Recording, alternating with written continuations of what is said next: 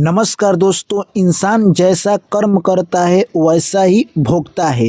यानी भगवान की घर में देर है अंधेर नहीं है।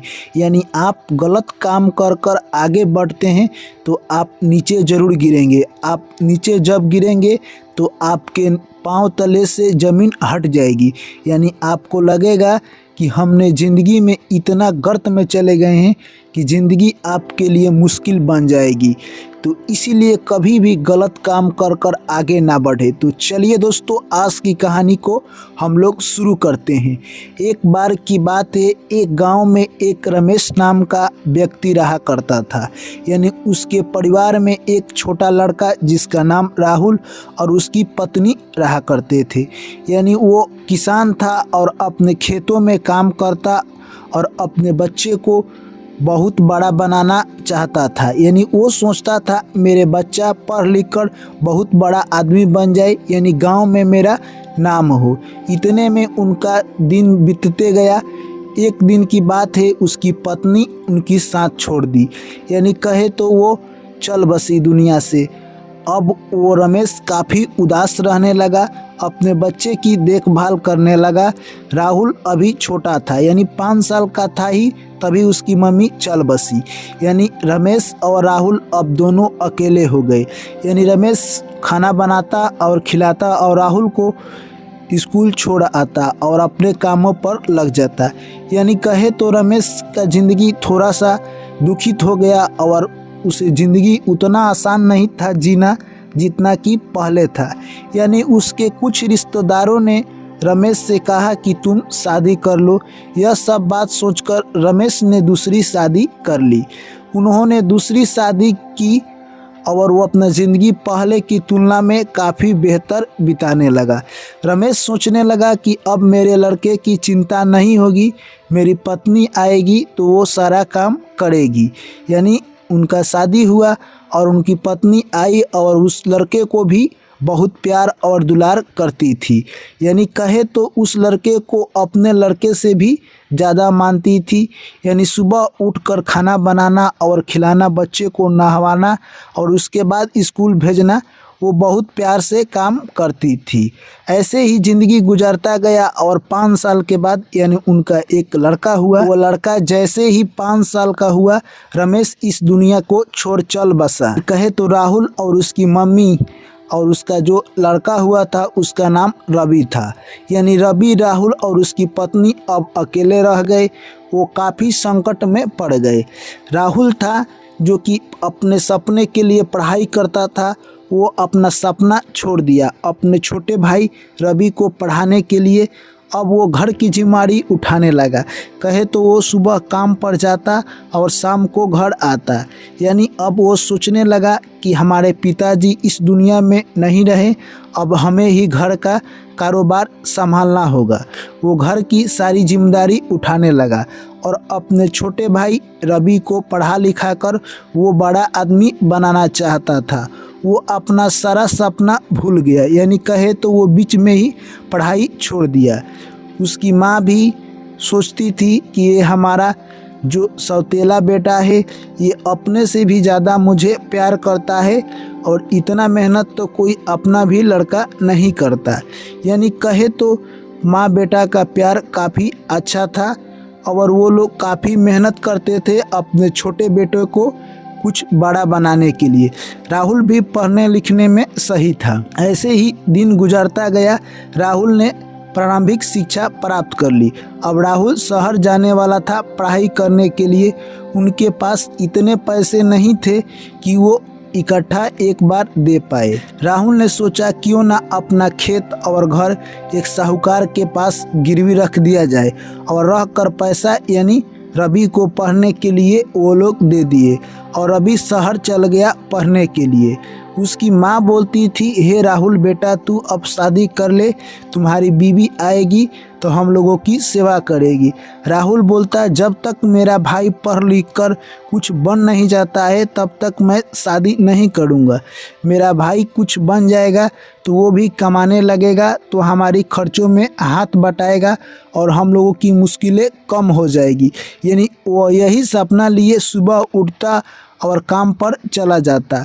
दिन भर यही सोचता रहता मेरा भाई कब सक्सेस होगा, यानी वो कब दिन आएगा कि जब हम लोग गरीबी से मुक्ति पाएंगे। यही सोचते सोचते यानी कुछ साल निकल गए और उसका भाई यानी रवि पढ़ लिख कर यानी इंजीनियर बन गया। उसे एक बड़ी कंपनी में जॉब मिल गई और वो घर पर फ़ोन किया कि मुझे एक बड़ी कंपनी में जॉब मिल गई है। यह बात सुनते ही उसके भाई राहुल का छाती चौड़ा हो गया, यानी वो गदगद हो गया। सोचने लगा कि इतने दिनों का परिश्रम आखिरकार रंग लाई, यानी हम लोग का मेहनत सफल हुआ और भगवान ने हमारी अर्जी सुनी। यानी यह सब बात जाकर वो अपने मम्मी से कहा तो उसकी माँ की आंख भर आई और वो कहने लगी कि हमारा बेटा आज सक्सेस हुआ है। यानी माँ बेटे ने मिलकर गांव में बहुत सारे मिठाई बंटवाए। दोस्तों वो इतना खुश थे कि मानो कि उनको दुनिया की सारी खुशी मिल गई है। इतने में उनकी माँ सोचने लगी कि हमारा बेटा रवि आता तो उससे मैं मिल लेती। कितने दिनों से पढ़ने के लिए बाहर गया है, अभी तक नहीं आ रहा है। वो ऐसे ही सोचते सोचते 6 माह 1 साल बीत गया। उतने में उसका बड़ा भाई यानी राहुल फ़ोन करता है कि हे मेरे छोटे भाई रवि, तुम कब घर पर आओगे। इतने में वो कहने लगा कि हे भैया आप मेरे पास फ़ोन मत करना, क्योंकि मैं घर पर नहीं आऊँगा, क्योंकि मैं यहाँ पर कंपनी के मालिक के लड़की से शादी कर लिया हूँ। अब मैं घर पर नहीं आऊँगा, तुम मेरा इंतज़ार मत करना। अगर तुम मुझसे बात करोगे और ये लोग मुझे जान जाएंगे कि मेरे परिवार के लोग गांव में रहते हैं तो मेरा इमेज गिर जाएगा। और तुम आज के बाद कभी भी फ़ोन मत करना, तुम मेरे ज़िंदगी में दखल अंदाज देने की कोशिश मत करना। यह बात सुनते ही राहुल की पैरों तले धरती हट गई। वो सोचने लगा कि मेरा छोटा भाई रवि एक पल में ही हम लोगों का पूरा सपना ध्वस्त कर दिया, यानी तुर कर चकनाचूर कर दिया। यानी उसके आंख भर आए और इतने में ही रवि ने फ़ोन काट दिया। जैसे ही रवि ने फ़ोन काटा, राहुल सोच में पड़ गया और अपनी माँ से जाकर ये सारी बातें बता दी। उसकी माँ की भी आंख भर आई, वो भी रोने लगी और कहने लगी कि हमें ऐसा उम्मीद नहीं था, हमारा बेटा हमसे ही ऐसा कर रहा है। अगर हमारा सगा बेटा हमसे करता तो कोई बात नहीं है, हमारी अपनी बेटा ने ही ऐसे हमारे साथ किया है, हमें ऐसा विश्वास नहीं है। यानी राहुल और उसकी मम्मी दोनों मिलकर रोने लगे और वो सोच रहे थे कि अब क्या होगा। ये बात उनकी मम्मी बर्दाश्त नहीं कर पाई और कुछ दिनों के बाद वो भी चल बसी। दुख का पहाड़ राहुल पर टूटता गया और राहुल कमज़ोर होता चला गया। राहुल के पास अब इतना पैसा नहीं था कि वो अपना घर और खेत साहूकार के पास गिरवी रखा था जिसको छुड़ा सके।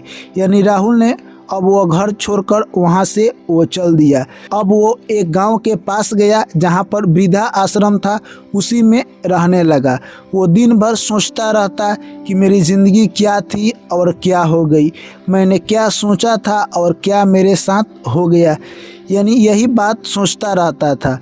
उस वृद्ध आश्रम का जो मालिक था वो इस व्यक्ति को देखता, यानी कहे तो राहुल को देखता और सोचता यह व्यक्ति दिन भर क्या सोचता रहता है।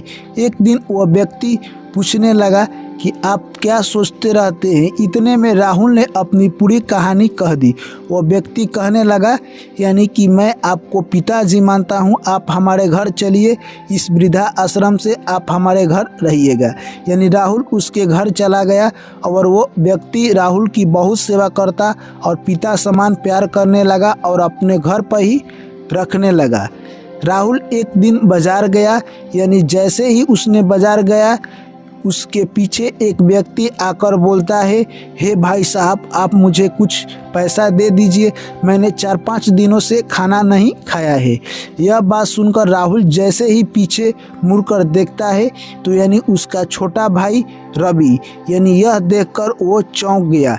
और जैसे ही उसका छोटा भाई रवि ने भी अपने बड़े भाई राहुल को देखा तो वो शर्मिंदगी के मारे सर नीचा झुका लिया और इतने में ही राहुल बोला, अरे मेरे छोटे भाई रवि, तुम्हारा ये हाल कैसे हो गया? तुम तो बड़े कंपनी के सीईओ थे, अभी तुम्हारा हाल ये कैसे हुआ? उसका भाई रवि कहने लगा, भैया आप लोग के साथ मैंने गलत किया है, उसी का इंजाम मुझे भगवान दे रहे हैं। यानी मेरे बहू और बेटे ने घर से निकाल दिया है। यानी वो कहने लगा कि मैंने जैसा किया वैसा मैं भोग रहा हूँ, आप लोग से मैं माफ़ी मांगता हूँ। इतने में राहुल कहने लगा, हम लोग तुम्हें माफ़ कर चुके हैं, माफ़ी मांगने की कोई ज़रूरत नहीं है। इतने में रवि को चक्कर आ गया और वो गिर गया। राहुल ने अपने बेटे के पास फ़ोन किया और उसका बेटा आया और रवि को हॉस्पिटल उठाकर ले गए। यानी रवि को हॉस्पिटल उठाकर ले गए और डॉक्टर से इलाज करवाया। डॉक्टर ने कहा कि ये लड़का कुछ दिनों से खाना नहीं खाया है, इसलिए इसको चक्कर आ गया है, घबराने की कोई बात नहीं है, ये सही हो जाएगा। इतने में ही कुछ देर के बाद रवि को होश आया और वो ठीक हो गया और हॉस्पिटल से घर लेकर आया। यानी राहुल बोलने लगा, अरे मेरे भाई, तेरे साथ ये सब क्या हुआ? यानी रवि के साथ जो भी अभी तक हुआ था वो सारा कहानी राहुल को सुना देता है और रवि कहने लगता है, हे भैया आप लोग मुझे माफ़ कर दीजिए, क्योंकि मैंने आप लोगों का दिल दुखाया है और आप लोगों का सपना तोड़ा है। यानी मम्मी के साथ भी मैंने गलत किया है, उसी का सज़ा मुझे मिल रहा है। इतने में राहुल कहने लगा, अरे मेरे भाई, तूने जो किया अब उसे तो बदल नहीं सकता, क्योंकि तुमने माँ के साथ बहुत गलत किया। यानी वो रो रो कर रवि कहने लगा कि आखिरकार भगवान ने मुझे सज़ा दे ही दिया।